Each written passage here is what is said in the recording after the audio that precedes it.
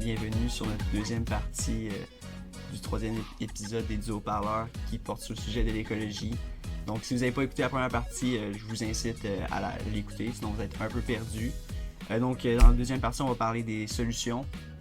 Exactement, des solutions. Donc on vous retarde pas plus que ça et on vous laisse place à la deuxième partie avec toujours Mélissa, notre invitée. Bonne écoute. Je trouvais qu'on dérivait déjà sur les solutions. Je pense qu'on peut tout de suite passer à l'aspect des solutions. On peut pas rester dans le négatif. Là. On est bien trop positif, c'est ça exactement. Donc on parle maintenant de l'aspect les solutions. Donc, qu'est-ce que vous pensez qui sont les meilleures solutions les plus efficaces pour ralentir la dérive climatique? Hey mon dieu, wow, les solutions les plus efficaces. Honnêtement, je pourrais pas dire c'est quoi je pense qu'ils sont les solutions les plus efficaces. Je pense juste que ça va passer par plusieurs solutions, comme je pense que j'ai dit plusieurs fois. Là. Mais il y en a qui sont moins efficaces. Il y en a qu'on pense qui sont efficaces, mais qu'est-ce que tu veux dire? Planter des arbres, c'est surcoté. Excusez-moi, mais on pense souvent, planter des arbres, c'est une des meilleures actions pour l'environnement. Oui, c'est bon de faire ça, puis c'est quelque chose que ça se fait facilement. Mais j'ai fait des recherches un peu là-dessus. Puis, planter des arbres, souvent, ne sont pas plantés à des endroits idéaux. Lorsque l'arbre grandit, il va aller chercher beaucoup de carbone. Sauf que lorsqu'ils vont brûler, il va tout libérer son carbone, premièrement. Puis, quand ils vont finir de grandir, il va en absorber très peu de carbone. Donc, puis souvent aussi, on laisse les forêts qu'on a fait planter à leur dépens. Puis souvent, il y en a plein qui meurent. Puis genre, on les laisse là. Puis c'est tellement de ressources humaines et énergétiques gaspillées pour pas grand-chose. Puis, ben, c'est ça, moi, excuse-moi, je vais te laisser finir, mais je suis pas tellement d'accord avec toi. Mais c'est une bonne solution. C'est une bonne solution. Si tu décides je vais aller planter un arbre aujourd'hui, je suis d'accord. Là. Oui, ça fait un impact, mais je pense qu'il y a des solutions plus efficaces que ça. Puis aussi, une autre chose, les terres qu'on utilise, ouais, c'est ça, et souvent on va planter des espèces invasives dans des forêts ou des endroits qui n'ont pas rapport, puis ils finissent par dérégler le système écologique, puis ça arrive souvent, des affaires comme ça.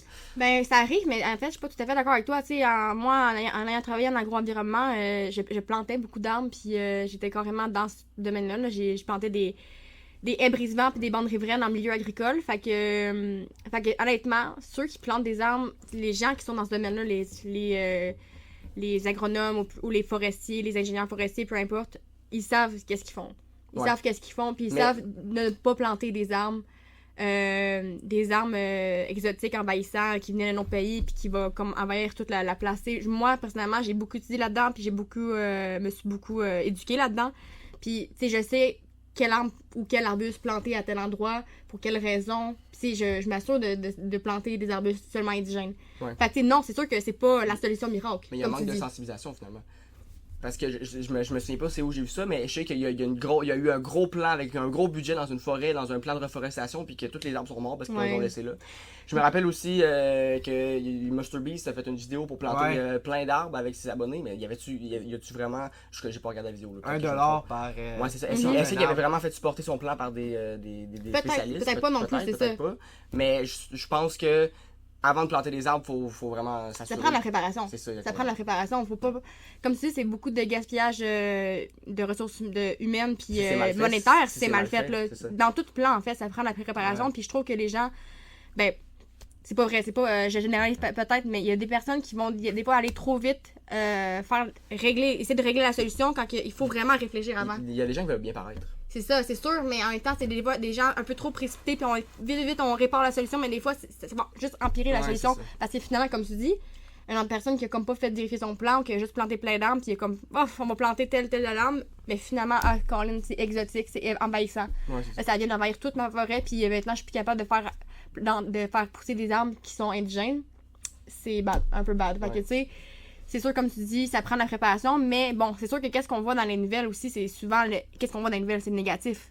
C'est rare, honnêtement, qu'on va voir le positif, là, je commence à voir, il y a plusieurs channels, je sais plus comment dire en français, là, de chaînes. Merci, de chaînes qui qui commencent à dire les nouvelles positives. Ça, c'est vraiment cool, puis je trouve ça vraiment important parce qu'il y en a des nouvelles positives, mais qu'est-ce qu'on entend souvent, c'est le négatif. Fait que c'est sûr que c'est ça, je comprends, oui, il y a des personnes qui ont peut-être pas nécessairement... C'est pour ça que j'ai dit que c'est une bonne solution quand même. Là. J'ai jamais dit que... Ouais, c'est ça. Mais ça fait partie d'une des solutions. Ouais. C'est pas la solution miracle, par contre. Ouais. Qu'est-ce que t'en penses, toi, des plans de reforestation? Félix? Moi, je suis d'accord avec vous deux. Tant que ça soit fait dans le professionnalisme, je pense que justement c'est une excellente solution. Mais oui, ça, je pense que Chenric, tu t'es un peu mal exprimé. Je pense que comment tu l'as exprimé, ça a paru comme si c'était genre. Comme si c'était vraiment une mauvaise solution, puis tu pensais comme si c'était la seule solution. Mais c'est sûr que ça va pas être la solution qui va tout régler. Mais si on rajoute plein de solutions. Exact. Parce qu'on peut pas juste avoir une solution, puis avec ce plan-là, le réchauffement climatique n'existe plus, la pollution n'existe plus. Non, l'écologie c'est tellement vaste, c'est tellement un gros sujet, un grand facteur qui change tout, que c'est sûr qu'il va falloir faire beaucoup de changements si on veut avoir une sorte d'équilibre dans l'écosystème. Mais moi j'ai pensé un peu à ça, c'est pour ça que je vais vous demander c'est quoi votre opinion là-dessus. Mais pensez-vous qu'il y a une surpopulation sur la planète? Mais là, c'est évident. Honnêtement, c'est évident. Puis, une des solutions que j'allais amener, c'était la décroissance. Pas juste économique ou surconsommation, mais aussi de population. Là. Ouais. Tu sais, veux pas. Je pense que on est quand même assez intelligents, les humains, pour avoir trouvé des solutions pour que ce soit dans l'urbanisme, bref, dans n'importe quel domaine, pour trouver des solutions pour que on ait le moins d'effets négatifs ou néfastes sur notre environnement, mais quand même, on est vraiment énormément surpopulé. Puis je pense qu'on est trop, oui. Ouais, en 200 ans, la pollution a fait x8. On a pris des millénaires à atteindre notre premier milliard. Ouais. Puis on a pris 200 ans pour nos 7 autres milliards. C'est énorme, là. Il y a eu une énorme explosion démographique. Ouais, Puis justement, il y a moins de place. La quantité de terre cultivable par humain a extrêmement diminué parce qu'il y avait moins de terre, puis beaucoup plus d'humains. Puis en plus, puis le pire, c'est que la production agricole n'a jamais été aussi élevée. Les façons de cultiver, finalement, les techniques ont beaucoup évolué. Ouais. Puis justement, il y a beaucoup plus de... Mais ça, c'est au dépend de l'environnement là, que ces techniques-là ont évolué. Là. Ouais, c'est ça, exactement. Puis, mais tu sais, en même temps, quand tu penses à ça, on est comme, oh mon Dieu, on est beaucoup trop populé, mais après ça, on produit le double de nourriture que... le double de nourriture de la population mondiale. Ouais. Fait que, tu sais, je veux dire, déjà là, si on produirait moins, on ferait moins de pollution, puis on serait capable de nourrir tout le monde. D'ailleurs, on nourrit pas tout le monde, hein. C'est un autre sujet, mais on nourrit même pas tout le monde. On produit le double de nourriture, mais il y a encore des gens qui meurent de faim. Ouais, c'est ça, c'est un autre sujet, mais c'est ça pour dire que, je veux dire, on est vraiment beaucoup trop... Il y a beaucoup trop de population, mais quand même, je pense qu'il y aurait quand même des solutions. Je pense qu'il y aurait quand même des solutions pour qu'on soit capable de quand même arriver à au moins égaliser, peut-être pas comme vraiment diminuer carrément notre pollution, mais au moins aplatir la courbe. C'est ça, exactement. Ils font en Chine, si je me trompe pas, un enfant biologique puis un enfant adopté. Puis c'est pas, je sais pas si c'est ça qu'ils font en Chine, mais je pense que ça serait une des meilleures options. Un enfant biologique et un enfant adopté, ça ferait ralentir, ça aplatirait la courbe.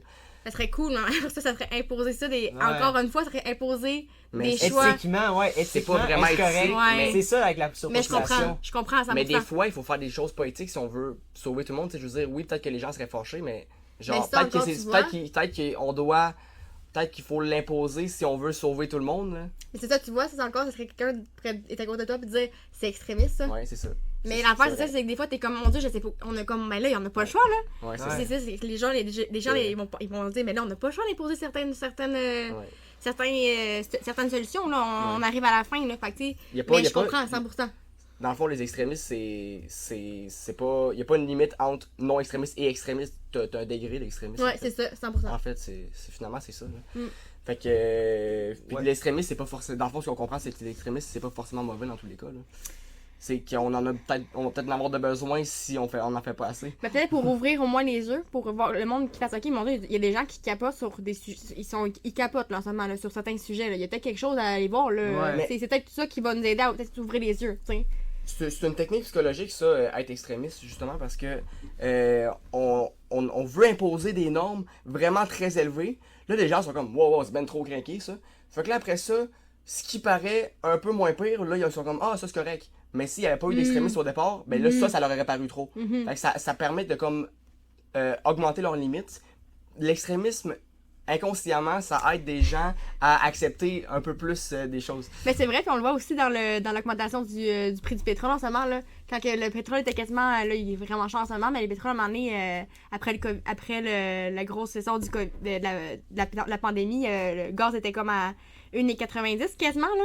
Puis à un moment donné, il était rendu 1,50, on était comme, mon Dieu, c'est pas cher, 1,50. Mais dans le temps, avant la pandémie, 1,50, on aurait fait, mon Dieu, c'est non moins cher. T'sais, on le voit, là, c'est un exemple. C'est ça, exactement. C'est un très bon exemple à rapport de ça. Mais oui, justement, aussi, comme autre solution, on peut aussi se baser sur 2 pays où la production d'oxygène surpasse la production de CO2. Il y en a 2 seuls sur la planète.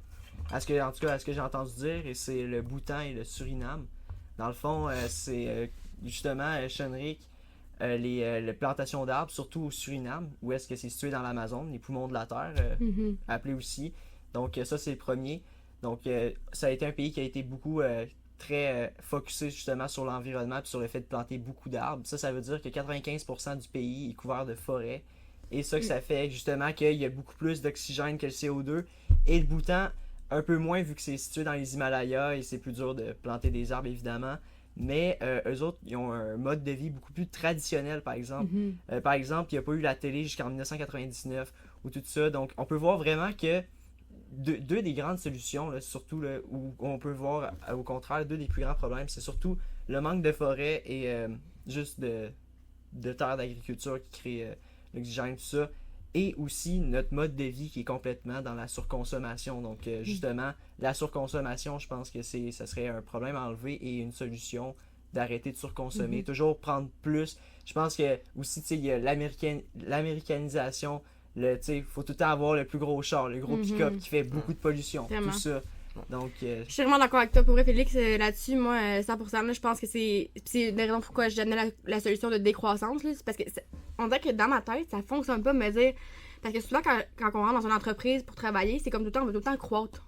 Je donne un exemple. Là, où je travaillais, on veut avoir plus de clients, on veut faire plus d'argent. On veut. Dans toutes les sphères de la vie, on dirait qu'on veut tout le temps croître. Mais ça fonctionne pas. Je veux dire, on va aller chercher toutes les ressources. On va aller chercher toutes les ressources, puis on va les épuiser, puis ça fonctionnera pas là, si on continue comme ça. Là. Fait que, tu sais, je me dis, Colin, c'est un mouvement, c'est un peu un mouvement, c'est une des solutions, mais je me dis, la décroissance, c'est. Excusez-moi l'anglicisme encore, mais c'est obvious dans ma tête, là, tu sais, dans le sens que.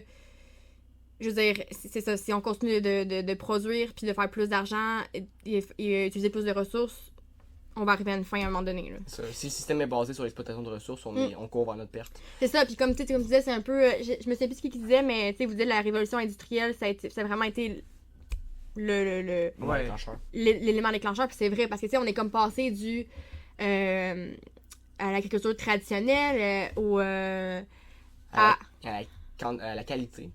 Ben, c'est l'agriculture traditionnelle, surtout. C'est la quantité. Ouais, c'est ça. Puis à l'artisanat, au commerce, à la mécanisation, on voulait tout le temps faire plus. Puis pourtant, avant, c'était plus, même s'il y avait quand même des problèmes, c'est quand même été exponentiel, comme si avec la révolution industrielle. Exactement, parce que les ressources, on les puise gratuitement. Là. La Terre nous donne des ressources gratuitement. Fait que, puis au final, on va finir par c'est ça. Puis tu sais, par exemple, l'agriculture, si mettons, on aurait des systèmes, parce qu'on peut continuer à manger de la. Moi, personnellement, je pense qu'on pourrait continuer à manger de la viande. On pourrait réduire, mais continuer à en manger si on aurait d'autres. Tu sais, il y a plein d'autres systèmes d'agriculture qui existent, là, comme la polyculture. Là. Puis en plus, les animaux, ils vont mieux vivre sur ces endroits-là. Là. Fait que, tu sais, la polyculture, c'est d'avoir des jardins maraîchers, puis d'avoir des espaces exprès pour les animaux qui aillent vivre leur vie, là, peu importe c'est quel type d'animal, puis ils vivraient une belle vie, puis ces animaux-là, souvent, ils vont aider les cultures qu'on est en train de pousser à ce qu'ils se développent bien, là. Je ne connais pas à 100%, mais c'est juste que, tu sais, il y a plein d'autres solutions, puis ça prendrait des petits espaces. Tu serais pas obligé de prendre des espaces, des hectares, puis des hectares énormes, là, fait que, tu sais, c'est ça le truc, c'est que les solutions, il existent. Il y en a plein de solutions, il existe. Les experts, ils disent, voici toutes les solutions. Le truc, c'est que pourquoi on les utilise pas, vous pensez? Ben moi, justement, ça revient à ce que Chenric a dit. L'humain est égoïste. L'humain veut toujours plus gros. Tu sais, il veut prendre le plus de place possible. Puis aussi le fait que les terres sont déjà là, donc les agriculteurs veulent pas passer d'un petit polyculture, même si techniquement ça a l'air beaucoup plus productif, tout ça, ça reste que tout changer ça, des fois il y a des valeurs sentimentales où ils veulent juste pas changer parce qu'ils ont juste j'irais même jusqu'à dire des fois la lâcheté qui... Ouais, on est un peu lâche, un peu. Ouais, lâche. 100%. Puis moi-même, là, je dis pas que je suis parfaite parce qu'il y a certaines habitudes que je suis lâche, j'ai pas envie de changer. Ouais, exactement. Tu sais, l'humain est égoïste, c'est ça. On veut pas changer, mais on est obligé, mais ça reste que personne ça leur tente. Ça peut t'attendre à personne, c'est ça le truc, c'est ça, mais il faut. On veut pas changer, mais on est obligé, mais ça reste que personne ça leur tente. Ça peut t'attendre à personne, c'est ça le truc, c'est ça, mais il faut. Je voulais venir sur la croissance. Est-ce qu'on a vraiment besoin, dans notre vie, d'avoir des meilleures technologies, des TV plus grosses? Est-ce qu'on a vraiment besoin de voitures plus performantes? Est-ce qu'on a vraiment besoin... Là, est-ce que, présentement dans ta vie, t'aimerais ça que la société croisse? Genre, par rapport à la technologie, surtout, là. La technologie, par rapport aux techniques de productivité, par rapport au nombre de personnes sur Terre, par rapport à peut-être ton... Genre, je veux dire, on dirait que les gens... En général, c'est comme... C'est la société qui te fait croire que tu as besoin de croissance, tu as besoin que les techniques augmentent, tout ça. Mais dans le temps, il n'y avait même pas d'électricité. Puis il y avait pas. Ils se disaient pas, j'aimerais vraiment ça avoir une switch pour allumer la lumière. Là. Ils étaient comme, j'ai pas besoin de ça, j'ai pas besoin de croissance. Mais on dirait qu'on a rentré dans la tête au monde qu'il faut une croissance. Il faut que les choses augmentent. Puis c'est à cause de cette croissance-là que. Vas-y, Félix. Moi, Chenric, justement, j'ai une anecdote. Savez-vous qu'à la fin du 19e siècle, le bureau des brevets a failli fermer au complet parce qu'on croyait qu'il n'y avait plus rien qui pouvait être inventé. Tout avait déjà été inventé. Wow, non, pour vrai? Oui, c'est Oh my God! c'est un fait. Donc, ils pensaient que tout avait été inventé. Thomas Edison a passé, il a tout inventé ce qui restait à inventer. Écoutez, plus rien. Puis c'est là que tu te remarques qu'il y a tellement de choses que même dans ce qui était inimaginable dans le temps, qui ont été créées et qui sont maintenant essentielles. Donc, on le sait pas, là, dans mettons, 100 ans, là, tout ce qui va être créé et qui va être rendu essentiel à notre vie. Les gens ont besoin, on pense que c'est essentiel d'avoir de quoi juste quand ils sont nés là-dedans. Là. Les gens, plus tard, là, ils vont voir notre mode de vie peut-être, puis ils vont se dire, hey, jamais j'en retournerai dans ce temps-là. Mais nous, dans le moment qu'on est, on se dit pas, on est très bien, exactement. Puis justement, là, si on se faisait pas imposer le désir de croissance, si on se disait pas, la société nous montrait pas des nouveaux produits révolutionnaires, il y aurait pas autant de problèmes, là, tu sais, je veux dire. Ouais, vas-y. Non, je pense que je suis d'accord puis je suis pas d'accord. On dirait que je suis comme... je suis un peu mitigée là-dessus, un peu parce que, honnêtement, la technologie nous a tellement aidés, là, sur notre façon de vivre. Tu sais, juste, par exemple, la laveuse sécheuse. T'imagines-tu, toi, faire ton lavage, genre, à chaque semaine, tu prends une journée complète pour faire ton lavage pour la semaine. La laveuse sécheuse, là, je suis vraiment contente qu'elle soit arrivée, là. Tu comprends? Fait qu'il y a certaines technologies que, pour vrai, c'est indispensable, surtout dans notre mode de vie. T'sais, parce qu'on vit plus dans un monde lent. T'sais, on vit dans un monde qui va vite, puis que... Fait que, il y a des technologies, honnêtement, que je pourrais pas me passer, puis je pense que ça prend juste un bon équilibre, puis vraiment de la réflexion, de se dire, est-ce que j'ai vraiment besoin de ça, là, tu comprends? Je pense que tu peux revenir à des activités plus ancestrales, plus traditionnelles, tout en achetant des touches de technologie qui vont vraiment t'aider à te surpasser. Je pense que c'est vraiment, encore une fois, une question de nuance et d'équilibre. Ouais, comme dans tout. Ouais, c'est ça. Moi aussi, pourquoi je suis en accord, surtout avec le fait de tout le temps plus gros, plus performant, mais les nouvelles technologies, qui n'est pas la croissance, mais nouveau en tant que tel, je crois que c'est une bonne chose, parce que si on pense juste à ça, l'ère de l'information, tout ce qui est téléphone, tout ça, avant, les gens vivaient dans l'ignorance, mais grâce au téléphone, tout ça, maintenant, on est capable de savoir, surtout, par exemple, en ce moment, sur le sujet de l'écologie, on est capable de se sensibiliser, de s'informer nous-mêmes. Puis, sans l'information, peut-être qu'on serait pas autant alerte sur les problèmes écologiques, dans le fond. C'est ça. Ben, écoute, il y a eu, je pense encore là, 18e siècle, il y a eu une grande famine à cause d'un volcan en Islande. Mais les gens ne savaient pas quoi faire parce qu'il y avait de la fumée partout sur une grande partie de la planète à cause de ce volcan-là d'éruption. Puis la plupart des gens ne savaient pas quoi faire parce que justement, il n'y avait pas d'informations, il n'y avait pas Internet que tu peux chercher comment faire. Puis là, à cause de ça, toutes les j'ai oublié le terme en français, les crops ont toutes périmé, tout ça. Donc, ils ont toutes périmé tout ça, parce qu'ils ne savaient pas quoi faire dans ce temps-là, parce qu'il n'y avait pas l'expertise de tout le monde sur la planète. Maintenant, on a la chance de, en un claquement de doigts, d'avoir toute l'expertise de tout le monde sur la planète, puis C'est quoi quand même faire. fou, là, quand C'est tu penses ça. à ça, là. Mais c'est extrêmement utile Ouais. dans plusieurs sujets, là. Tout est relatif. On pourrait dire aussi, on pourrait voir, mettons, les avancées de la médecine comme une très bonne chose parce que les gens vivent plus longtemps, les gens survivent, mais comme une mauvaise chose parce qu'il y a beaucoup de surpopulation, vu que les gens vivent plus longtemps, puis à cause de la surpopulation, il y a plein de problèmes écologiques. Tout est relatif, là. Je veux dire, l'avancée de la médecine, bon, ça paraît évident pour tout le monde que c'est une bonne chose, mais c'est peut-être vraiment pas une bonne chose au final, là. On peut pas vraiment savoir, là. Je sais Ouais, pas c'est si ça, tu on va le savoir. Ouais, en ce moment, on pense que oui, mais peut-être que dans les centaines ou des millions d'années, on était comme, ouais, finalement, hein, ou tu sais, je Faire comprends. vivre les gens trop longtemps, Ouais. c'est peut-être pas une bonne chose. Mais en finalement, même tu sais. temps, on peut pas commencer à dire ça parce que Mais là, c'est super méchant de dire ça, c'est mais fou, c'est c'est ça. extrémiste de dire ça, mais je veux Ouais. dire, genre. Il y a un côté éthique qui vient jouer là-dedans. Oui, c'est là. ça. Il y a de tu peux l'éthique pas. partout, il y a de l'éthique partout. C'est ça. Mais c'est ça, je trouve que par exemple, des fois, on met tellement l'humain au pied supérieur, sur une échelle supérieure, là, tu sais. On est comme, oh mon Dieu, c'est poétique, mais avec les animaux, tu sais, c'est un autre sujet, mais les animaux, on ça. les fait vivre c'est un ça. an de temps, on les C'est ça. fait l'élevage, puis après ça, on les tue, là, tu sais. Ouais, c'est c'est ça. comme... On les fait pas vivre sur super longtemps. Là. Et c'est vraiment poétique, là. Pourquoi ça serait éthique de tuer des animaux après un an, puis C'est ça. de pas éthique de faire vivre, de faire la même chose avec des C'est humains, ça. dans un sens. Encore ça, il y a des gens qui diraient que ce serait une vision extrémiste. Mon Dieu, voyons donc. C'est juste des Mais- animaux, tu sais. Mais c'est des gens qui essaient pas de se mettre à la place des autres. Non, c'est Des ça, gens exact. qui jugent, Ouais. des gens qui J'ai essaient pas de l'impression, comprendre ouais. les points de vue. C'est ça, la philosophie, c'est d'oublier son point de vue pour essayer de comprendre le point de vue. de Ouais, l'autre. c'est ça, exact. On s'est un petit peu écarté de l'écologie. Je voulais vous poser une question. Mhm. Qu'est-ce que vous pensez de la transition entre les sacs plastiques et les sacs réutilisables? Les sacs plastiques sont rendus interdits dans plusieurs endroits. Vous pensez que c'est une bonne solution? Est-ce qu'il y a des nuances à ça? Qu'est-ce que vous en pensez? Moi, je pense que le plastique, c'est vraiment une extrême bonne chose, là, honnêtement. Là. C'est juste que c'est vraiment mal géré. Mhm. Tu sais, si tu vas voir dans les pays scandinaves, la Suède, par exemple, je crois qu'ils ont vraiment un système un très bon système implanté. Là. Tu sais, le recyclage marche vraiment pas comme nous. Là. Eux autres, vraiment, ils ont des endroits. Je sais pas où dans la ville, mais il y a un certain endroit dans la ville qu'il y a plusieurs containers que tu recycles plusieurs types de matériaux. Fait que le verre, l'aluminium, le plastique, par exemple. Puis ils vont vraiment séparer eux-mêmes. La personne qui a fait ces déchets-là, elle va vraiment séparer elle-même ses déchets dans chacun des containers. Puis c'est vraiment bien pensé, puis tout ça. Là. Parce que, tu sais, quand tu penses à ça, là, puis moi, c'est pour ça que ça peut... Moi, je trouve que c'est important, le plastique, c'est super utile.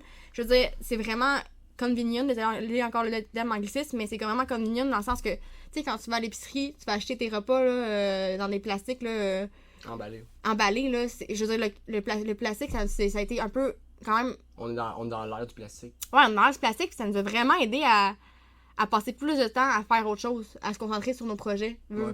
Quand tu penses à Je ça... comprends. Après ça, moi, je pense que c'est juste mal... la question, surtout, c'est juste vraiment mal géré par la suite.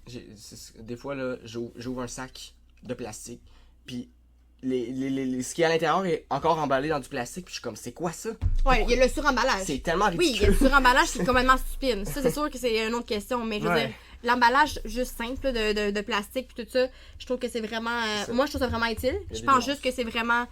ouais, il y a des nuances, encore une fois, mais je pense que c'est juste comme mal géré par la suite. Ouais. Tu sais, c'est sûr que si ça serait bien géré, puis tous nos plastiques n'iraient pas dans l'eau, il n'y aurait peut-être pas autant de microplastiques dans les eaux, puis il n'y aurait peut-être pas des montagnes de plastique et de déchets sur nos plages puis dans les océans, tu sais. Le 7e continent, c'est ça? Ouais, c'est ça, qui est dans l'océan Pacifique, si je me trompe pas, là. c'est Ouais, hein. énorme, Ah là. mon Dieu, ça me fait ouf! C'est fou.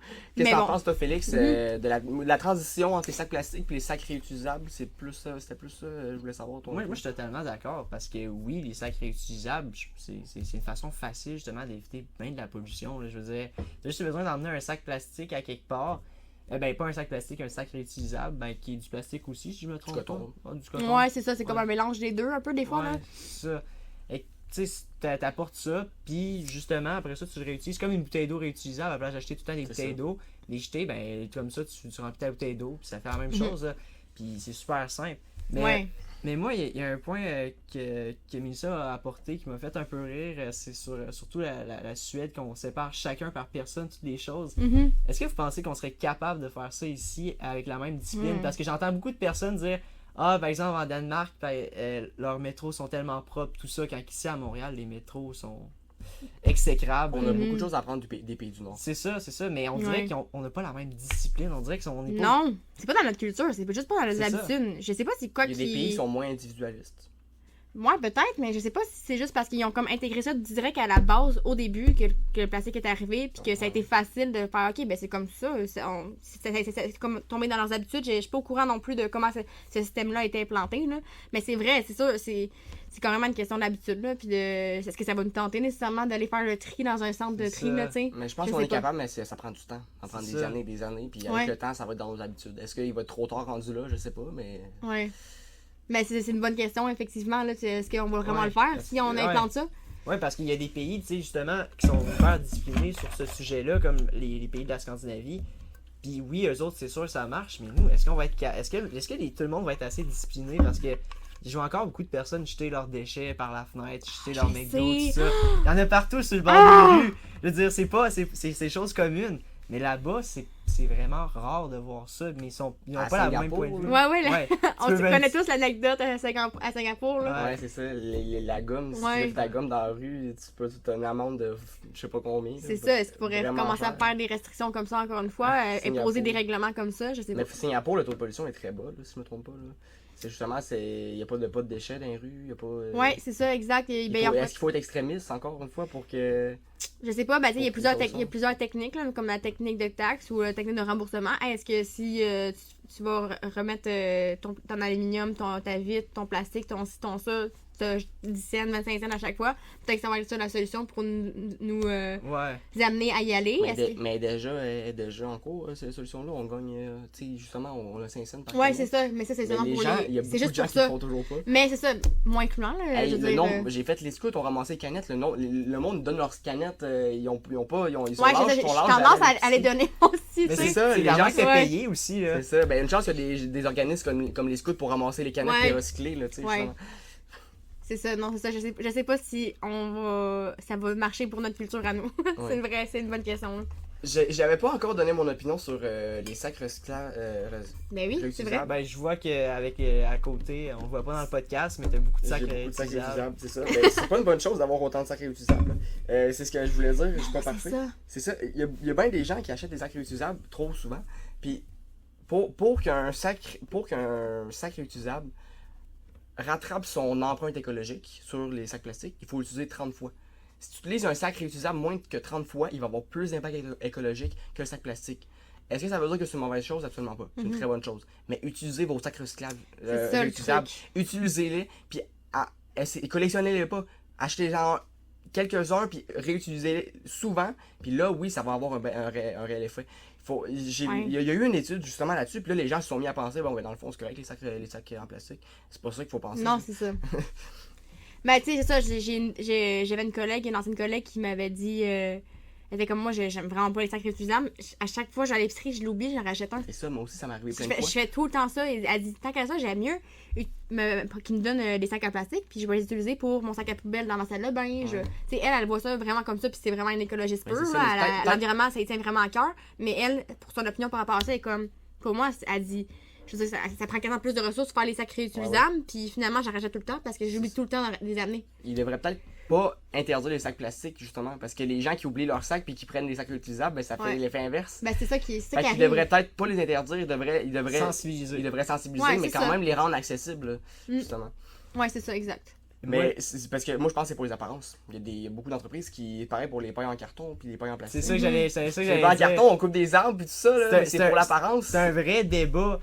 Est-ce que c'est mieux les pailles en carton ou les pailles en plastique? Parce que oui, peut-être que c'est mieux pour l'écologie les pailles en carton, mais il y a beaucoup de personnes qui se plaignent justement. Même pour l'écologie. Pour le goût, tu veux dire? Ouais, pour Ouais. le goût, qu'ils se défendent en. Ouais. C'est fait avec quoi? C'est fait avec des arbres, le carton? Ouais. Tu sais, Oui, c'est ça, c'est 100%. Par rapport à la production, c'est fait avec des arbres, mais après ça, quand ça se décompose, ça Ça se fait décompose moins- bien plus facilement que ça du fait moins de plastique. pollution après, mais ça fait plus de pollution avant. Fait que finalement, il y en a-tu vraiment un mieux que l'autre? Tant qu'à moi, j'aime mieux le. Personnellement, j'aime mieux le carton parce que je me dis, au moins, ça fait la même pollution pour les produire les deux, mais au moins par la suite, il y en a un qui se désinfecte bien plus rapidement que l'autre. Tu sais, personnellement, c'est C'est comme un ça que je le débat, vois. c'est un débat compliqué. Ouais. Mais est-ce que vous seriez d'accord avec moi pour dire qu'il y a beaucoup d'entreprises qui font ça pour l'apparence, pour bien Mais oui. paraître? Ouais. Mais oui, Les pains en carton certainement. chez McDo, là, c'est parce que McDo veut paraître écologique. Là. Mais oui, Est-ce qu'ils carrément, sont là. supportés par une tonne d'études? Je me suis pas renseigné là-dessus, là, mais c'est une Non, mais question. c'est ça, puis c'est un truc qu'ils font. Je veux dire, le reste, qu'est-ce qu'ils font? Je veux dire, la bouffe qu'ils font, ça vient de où? Ouais, c'est ça, tu sais, c'est tu ça. comprends? Tout le reste n'est pas... Tout le reste, Non. est-ce qu'il est vert, tout le reste? Ouais, c'est ça. C'est exactement, c'est ça. C'est une question très légitime à se poser, là. Ça faut pas penser que parce qu'une entreprise fait une action que c'est rendu l'entreprise idéale à suivre à la lettre, là, tu sais. Fait que. Même dans l'écologie, même dans les solutions écologiques, les gens, ils veulent... C'est le paraître. Aviez-vous des points des Des points à dire? solutions, non, personnellement, j'en ai plus. Non, mais moi, j'en ai encore à dire. Je voulais parler de l'urbanisme vert. Oh oui, ok. Excuse-moi, mais c'est un sujet très important. J'en ai beaucoup à dire sur l'urbanisme vert. Moi aussi, oui. Vas-y, j'adore. Il y a des... L'urbanisme vert, c'est une façon d'aménager les territoires. Je pense que tu serais encore meilleur pour l'expliquer. Là. Je pense que c'est... Ben, pas nécessairement, tu sais, j'ai étudié là-dedans, mais je suis pas spécialisée Ouais. là-dedans. Peut-être C'est qu'il y en a plus. c'est la meilleure façon d'aménager les territoires urbains, Mhm. autant les routes que les bâtiments, que tout Mhm. ça. Je donne des exemples. Les gratte-terre, je sais pas si vous avez entendu parler de ça. Ça serait un gratte-ciel inversé qui serait dans le sol. On réutilise Non, mieux j'ai la pas pensé. géothermie. La géothermie, économiser de l'énergie. Bien aménager tout ça, évidemment, avec des lumières qui font en sorte que tu n'as pas l'impression d'être dans une cave. Là. Ouais. Puis justement, déplacement plus vertical, je connais pas dans tous les détails ça, mais bien aménagé, ça serait un beau progrès. Des villes qui sont faites en sorte, avec des géométries très étranges, des routes qui sont très inconfortables à conduire pour limiter les voitures, mais qui sont fun à marcher, que tu vois des routes de même, tu as juste envie de marcher. Ça serait plein de choses, puis il y a déjà beaucoup de solutions. Il y a des villes qui existent. Au Japon, j'ai vu ça, il y a des villes qui commencent à apparaître, des villes qui se veulent vertes, des villes intelligentes. Il y a une ville au Japon, laissez-moi... Ouais, ben justement, je sais pas si c'est cette ville-là que tu parles, mais il y a une ville que justement, dans les réseaux d'égouts, il y a des poissons qui nagent. Donc tellement que le réseau est propre, Wow. qu'il y a des Non. poissons, il y a des coins. J'adore. Ouais, il y a vraiment des poissons Oh, dans wow. le réseau, sur le bord des rues, tout ça, parce Ah, que c'est c'est comme ça super. que c'est fait au Japon. C'est tellement propre que Mhm. il y a des poissons dedans. ouais. Les gens ont des écrans dans leur maison, ils peuvent savoir connaître leur consommation énergétique pour essayer de limiter leur consommation d'électricité.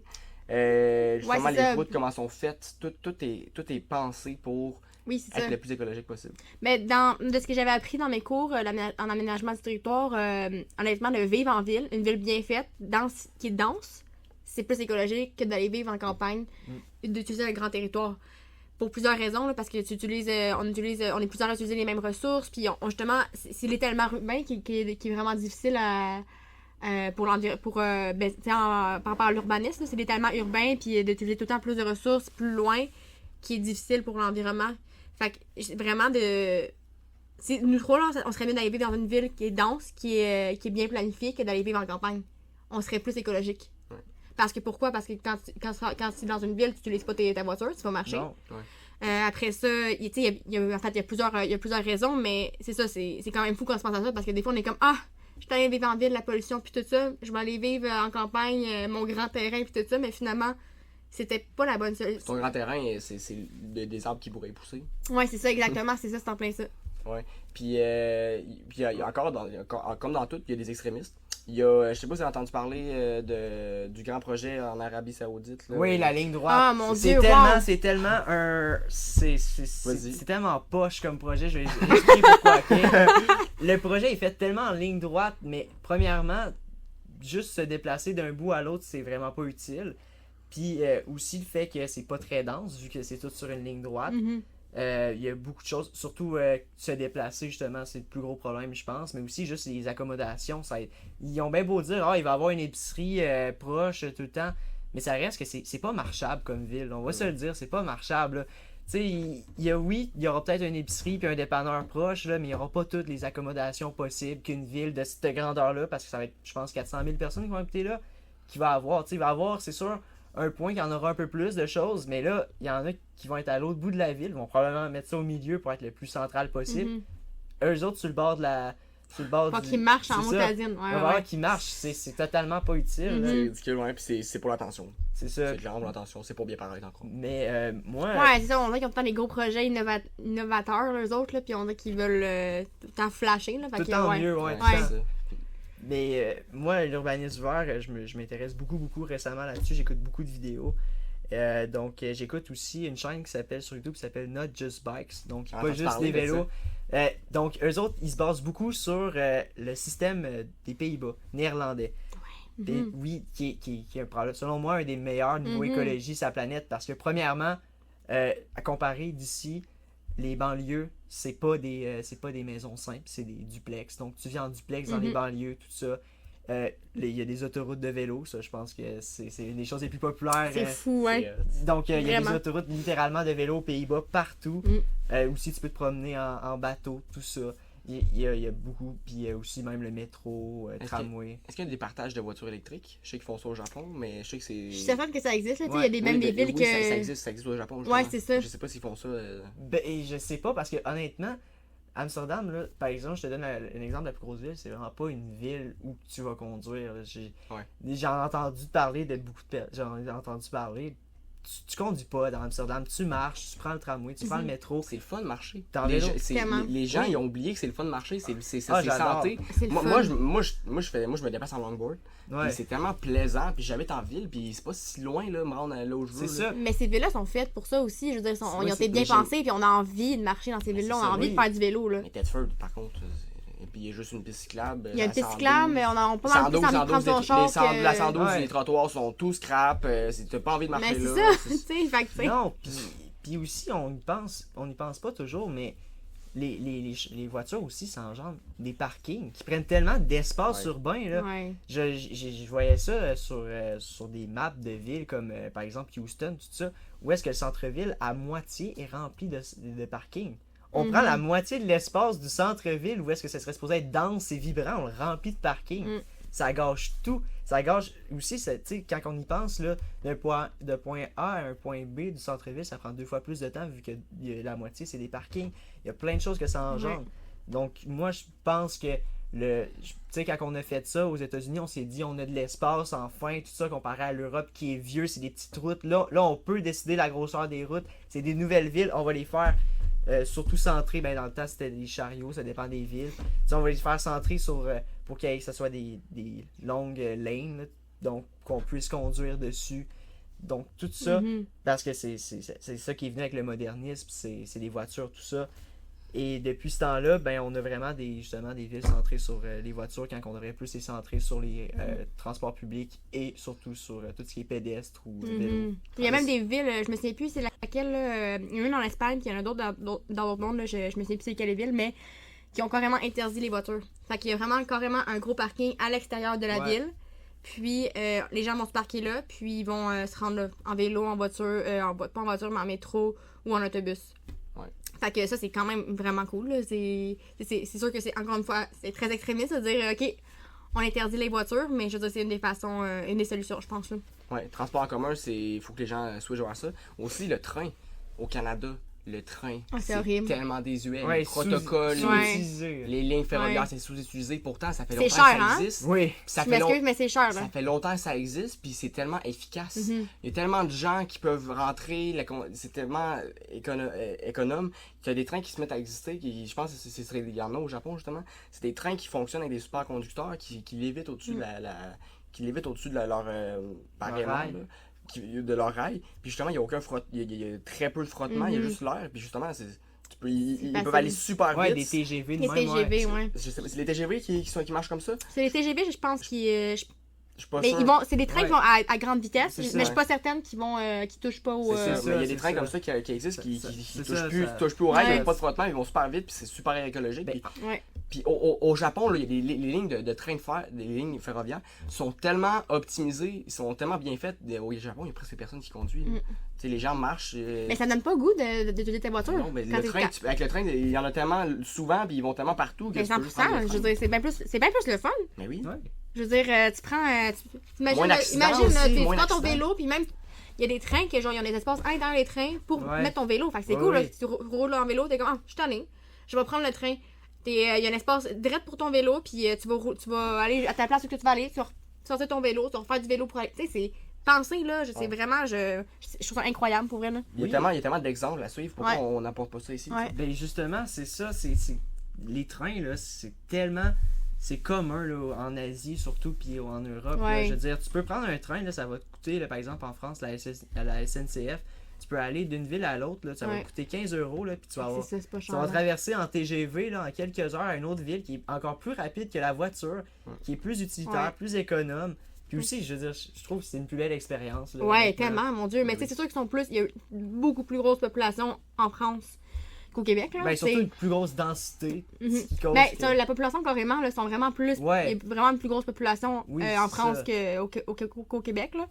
Fait que faut penser à ça aussi, mais je veux dire, c'est sûr que comme tu dis en France, ça coûte pas cher là, comparé ici. Là. Non. Tu sais, ici, j'étais comme j'avais pensé à un moment donné, tu sais, quand j'habitais proche de Montréal. C'est plus long qu'en voiture. Ouais, c'est ça. J'étais comme, je vais prendre le train. Hey, ça coûte. Je suis comme, mais non, je prendrais pas le train, ça coûte plus cher finalement que de le prendre en voiture, tu sais. Bon, il y a Amigo Express maintenant qui existe là, entre Montréal et le système de covoiturage là, entre Montréal et Québec qui est très populaire, là. Fait que ça, c'est cool pour ça, mais. Ouais, c'est ça, le train, c'est carrément désuet ici, là. Puis qu'est-ce qu'on fait ici au Québec? On ouvre un nouveau pont. Lâchez-moi pas, parlez-moi pas de ça. Ça, je suis complètement, là. Ouais, je suis pas d'accord avec ça, là. Ben, tu sais, dans le sens que c'est. Je veux dire, ça va juste porter les gens à avoir plus de. À prendre plus la voiture, là. Ouais, exactement. Tu sais, je veux dire. Mais c'est pas pour rien que finalement il a pas fait son projet, là. Il s'est tellement fait critiquer par les écologistes. Colin, c'est pas la voie, là. La voie, c'est l'électrification des transports, puis. Puis de montrer aux gens que c'est facile de le prendre. Ouais. Tu sais, de trouver des solutions comme plein d'autres villes ont trouvé. Ouais. Personnellement, j'en ai assez dit, je pense, sur les solutions. Je trouve qu'on a bien fait le tour de l'aspect. On en a beaucoup dit. Je pense que c'était une longue partie. Là, on va parler un peu plus du personnel. C'est quoi notre vision d'avenir? Ça va être un peu moins long, mais je pense qu'on en a à dire. Puis c'est amener du positif aussi, c'est amener de l'espoir. Donc, on passe au dernier aspect. Donc, toi, Mélissa, c'est quoi que tu veux pour le futur? C'est quoi ton rêve, finalement, pour la société? Ben, moi, là, honnêtement, c'est ça, je trouve ça... On a parlé un petit peu à travers notre conversation. Je trouve vraiment c'est vraiment l'urbanisme vert, puis les villes denses, puis bien pensées, bien planifiées, vertes, qui est la solution. Mais, tu sais, dans le sens que c'est pas tout le monde qui veut vivre en ville. Tu sais, moi, personnellement, puis peut-être que si, mettons, j'arriverais dans une ville, puis je serais genre, oh mon Dieu, elle est tellement cool cette ville-là, bien pensée, j'ai envie de faire du vélo tout le temps, de marcher tout le temps, puis... Bon, le marché est juste là, puis oh mon Dieu, il y a un beau parc là avec plein d'arbres. Moi, j'ai même pas l'impression que je suis en ville. Peut-être que j'aimerais ça, mais pour l'instant, c'est pas. Tu sais, Montréal, Québec, quoique Québec, c'est quand même cool, mais c'est pas tout à fait ça. Puis, fait que, tu sais, moi, pour l'avenir, c'est ça que je souhaite, là, des villes vraiment mieux planifiées. Puis, mais je souhaite aussi moi, c'est ça, c'est parce que je travaille en agriculture. Fait que c'est sûr que j'ai comme un désir d'une agriculture plus résiliente et résiliente envers les changements climatiques, plus verte, là, si on peut dire. Là. Fait que, tu sais, comme la polyculture, des petits jardins maraîchers, peut-être des plus grands espaces pour faire du blé, pour faire la farine, puis tout ça, mais j'ai vraiment un rêve qu'on mange moins de viande. Ouais. Puis qu'on ait des plus petits espaces. Tu sais, par exemple, imaginez une grande ville densifiée, vraiment bien planifiée, verte, puis alentour, il y a plein de petits villages, mais avec des petits maraîchers qui viennent donner les légumes ou la nourriture à la ville. Tu sais, moi, c'est un peu comme ça que je... C'est une belle vision. Que je vois que j'aimerais que le futur soit, là. Puis le reste, c'est de la forêt, c'est des montagnes, c'est des endroits où on peut aller se promener en nature, puis ou pas, justement, on peut juste laisser la nature être comme elle est, puis tout ça. Fait que c'est un peu la vision que j'ai pour le futur, pour la société. Moi, ma vision du futur, c'est... ça se peut que je sois pessimiste, ça se peut que je sois extrémiste, mais on a conclu que l'extrémisme, c'est pas forcément toujours mauvais. Ma vision du futur, c'est un futur où il s'est passé des choses pas cool dans l'humanité, puis qu'il y a eu un effondrement sociétal, puis que la population mondiale a extrêmement diminué, parce que là, on a besoin d'une population mondiale qui a extrêmement diminué, puis justement, qu'on rebâtisse tout de zéro avec les erreurs qu'on a appris, qu'on part des bonnes bases dès le début, avec des gens qui qui ont survécu dans ces régimes. Des communautés de gens qui s'échangent leurs biens, qui pas de machines. J'aimerais genre, est-ce qu'on a vraiment besoin de... peut-être l'électricité encore, ça serait fun, mais on est capable de s'en sortir sans électricité. Des communautés où tout le monde s'échange, tout le monde collabore, des gens qui font de l'agriculture, des gens qui font telle chose. T'sais. Un peu remonter dans le temps au fondement de l'agriculture, du sédentarisme. Avant la notion de propriété privée, un peu, quasiment communiste un peu, mais je veux dire, genre, pas le communiste toxique, là, tu comprenez ce que je veux dire? Ouais. C'est un peu... J'aime cette vision du futur-là. Puis pourquoi je parle d'un effondrement sociétal, c'est parce que des fois, je suis un peu découragé, je suis un peu pessimiste. Est-ce qu'on peut vraiment se rendre là dans la société qu'on est présentement? Est-ce qu'on a vraiment le temps de se rattraper? Mais bon, si on réussit à se rattraper puis on est capable d'avoir ce genre de futur-là sans effondrement sociétal, ben tant mieux, je serais content, mais j'ai l'impression qu'on n'a pas le choix de passer par là. T'es plus pessimiste par rapport à ça. T'as l'impression qu'on doit passer par ça. Ouais, c'est ça, mais je suis quand même optimiste. Je me dis on a besoin de passer par ça pour un avenir plus radieux. Ben moi, Toi, Félix? justement, c'est drôle parce que d'habitude, je suis une personne très optimiste, mais encore là, je suis comme un peu chenrique, je suis très pessimiste là-dessus. Ouais, hein? Donc, moi, je pense que, je vais être honnête avec vous, l'être humain est rendu il a tellement une conscience développée, une sorte d'intelligence et de défauts, qualité, tout ça, un mélange que ça va être dur à tout le monde de faire la différence, tout ça. Puis aussi, on est là pour sa planète pour la détruire. On est une sorte de microbe à un certain point. Ah, t'as l'impression, wow. Ouais, j'ai l'impression. Puis moi, je suis pas autant sûr à propos de l'effondrement social, mais s'il y en aurait une, je crois que ce serait une sorte de troisième guerre mondiale, justement. Parce que, comme Albert Einstein a déjà dit, je sais pas c'est quand qu'il va avoir une troisième guerre mondiale et avec quoi on va se battre, mais je sais que la quatrième, on va se battre avec des roches et des bâtons. Ça signifie littéralement un effondrement à troisième, parce que après les deux premières, il y aura une troisième qui va carrément... Mais ça serait une hypothèse que j'irais pas jusque-là. Mais s'il y aurait un effondrement social, ce serait ça. Mais surtout, je pense que ça va... Honnêtement, ça sonne un peu bizarre, mais le film Interstellar, donc de Christopher Nolan, je pense que ça va finir comme ça. Encore là, est-ce qu'il va y avoir une bonne fin? Je peux pas en dire tout de suite. Ça dépend. Il y a des théories comme quoi la fin du film n'est même pas vraie. Ouais. Puis que c'est dans ses rêves que ça s'est passé. Et comment vous faites pour vivre avec une vision un peu de la vie Aussi pessimiste. Ouais, comment vous faites pour continuer à vivre? Est-ce que, tu sais, au fond, vous avez quelque chose... On voit l'optimisme dans moi, selon Dans les moi. petites choses de la vie. Ouais, c'est ça. Ben, aussi, on voit l'optimisme après le pessimisme. Ok. Tu sais, moi, je pense qu'on va réussir à potentiellement trouver de la vie à quelque part ou en créer totalement. T'as l'impression que ça sera pas ici, peut-être? Parce qu'on va l'avoir trop détruit. Exactement. Je pense que nous, là, ce qui va arriver, là, c'est qu'on va de plus en plus monter technologiquement. On va tout prendre les ressources de cette planète-là. On va aller sur une autre planète, tout prendre les ressources. Ça va jamais finir. Mais c'est pas une bonne chose. C'est Non. horrible. Non, mais j'ai oublié c'est quoi l'échelle, mais on Ouais. serait une civilisation type 2. Donc Ouais. on userait de notre système solaire, après ça on tomberait type 3, qu'on Ouais, c'est ça. userait de plus en plus de l'univers jusqu'à une civilisation type 4. Mais Mm. ouais, c'est pessimiste, mais je crois que l'humain est comme ça. Je pense que l'humain est fait comme ça parce que les animaux, on est une sorte d'anomalie sur la planète comparé aux animaux, tout Ouais. ça, Mm. je trouve. Puis donc, On ouais. en parlait dans le dernier podcast. Ben exactement, c'est ça. Ben, je sais pas, moi je suis pas tout à fait d'accord. J'ai l'impression qu'on est quand même comme les animaux, puis tout ce qu'il faut pour être arriver à la nouvelle terre, c'est l'effondrement de l'ego finalement. Là. Ouais. Moi j'ai l'impression qu'il faut l'effondrement de l'ego, qu'il faut. Parce que.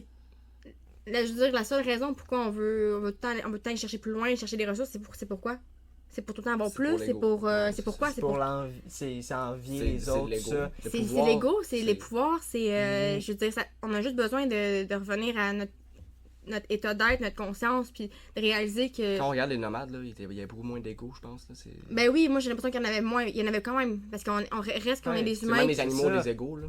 Oui, même les animaux en ont, mais je pense qu'il faut juste qu'en effondrement de notre ego, on est rendu une population très. Narcissiste, tout Ben, ça. je sais pas, On se met sur un piédestal. On réalise pas que genre.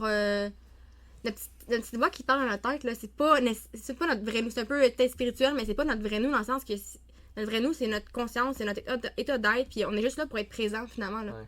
On est juste là pour vivre, puis dans le sens que. C'est ça, s'il n'y aurait pas d'ego, il n'y aurait pas tout ça. Là. Ben, moi, justement, je crois que les animaux sont là, justement, juste pour vivre parce qu'ils ont une conscience vraiment moins développée que nous. Tu sais, c'est surtout sur l'instinct qu'ils font toutes leurs choses. quand nous, on a dépassé un certain niveau de conscience qui fait que on ne fait plus que juste vivre, on est. Tu sais, on est un. Tu sais, on pense, on philosophe, tout ça.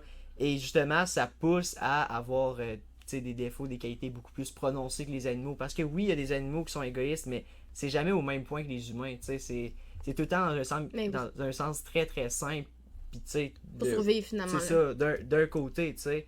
Quand que nous, c'est très nuancé, tous nos émotions, tout qualité, défaut. Donc c'est là justement que l'humain est rendu tellement nuancé et complexe que je pense qu'on... On a évalué peut-être trop vite finalement. Ouais, puis c'est une des raisons, je pense qu'il y a beaucoup de... Tu sais, comme je parlais au début du podcast, de l'épisode, pardon, on a effondré...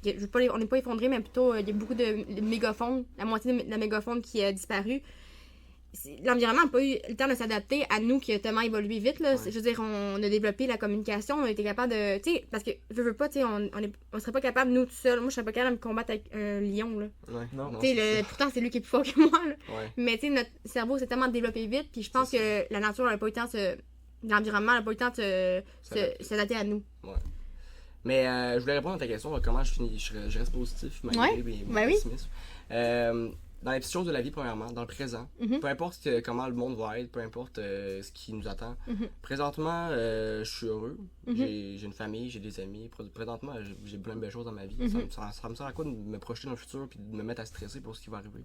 Je me concentre sur ce que j'ai présentement. Si dans le futur, après tout ce qu'il y a un effondrement sociétal ou un effondrement d'ego, ça se peut que je me dise j'ai pas assez profité de quand j'étais heureux parce que j'étais trop occupé à stresser.